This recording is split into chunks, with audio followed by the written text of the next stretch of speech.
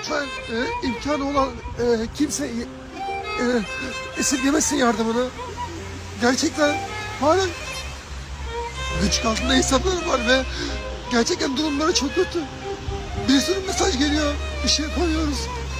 Sadece paylaşım yapamıyoruz. Lütfen herkes elinden geleni yapsın. Lütfen. ما هي أزمة الشيف بوراك ووالده؟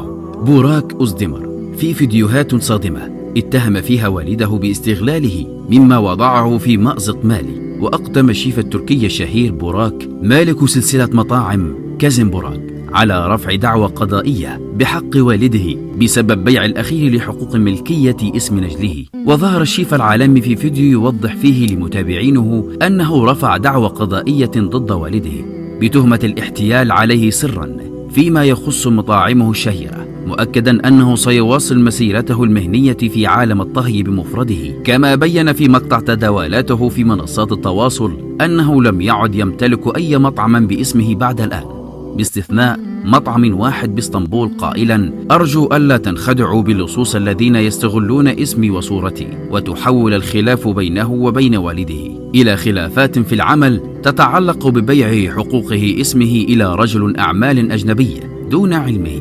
وخلافات الطهي الشهير مع والده ليست الأولى من نوعها، لعل آخرها معارضة أبيه لذهابه إلى المناطق المتضررة من زلزال تركيا العنيف.